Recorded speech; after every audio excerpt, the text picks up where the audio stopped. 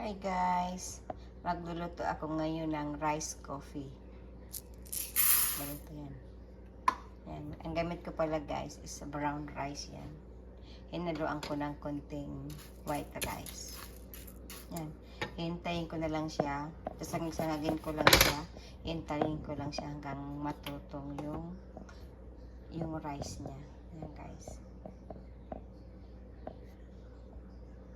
Ito na siya guys.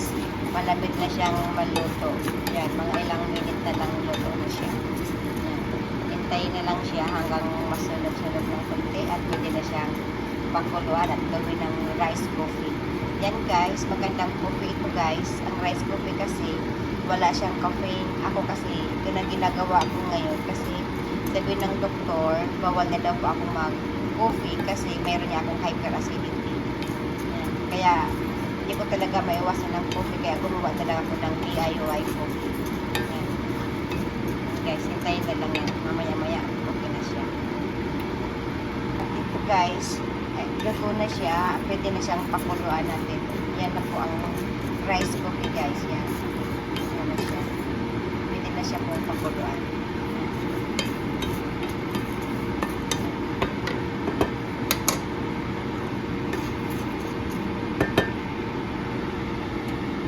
Ito guys, magpapakulo na ako ng rice coffee. Yan. Ito gagamitin ko. Lagyan ko muna siya ng tubig.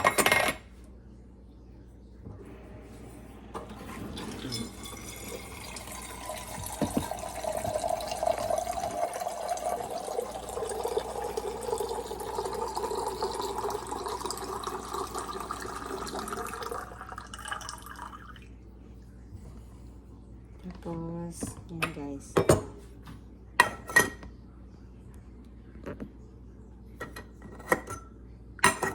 Lagyan ko na siya ng konting coffee here.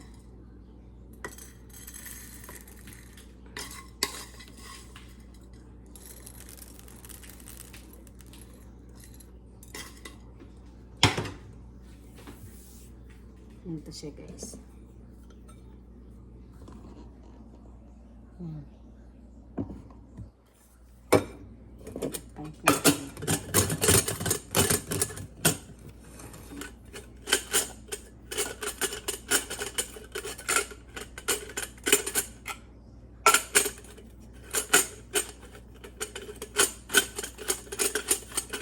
Tigpitin ko lang siya para mamaya safe tayo pag binuhat natin. Yan guys. Yan. At isasalang na natin dito. Yan. At hintayin na lang guys. Yan. At ito na guys. I think okay na siya. Kumukulo na siya. Yan. Pwede na siya. Patayin ko lang. So, ito na siya guys.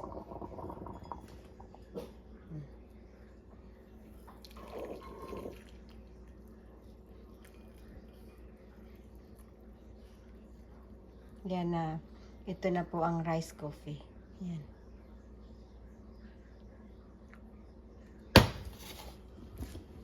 Ito na guys. At lagyan na lang natin ng sugar. Yan. Na siya guys. Tama lang yung pagkaano niya. Tama lang yung tamis niya. Yun, almusal ko na to sa umaga.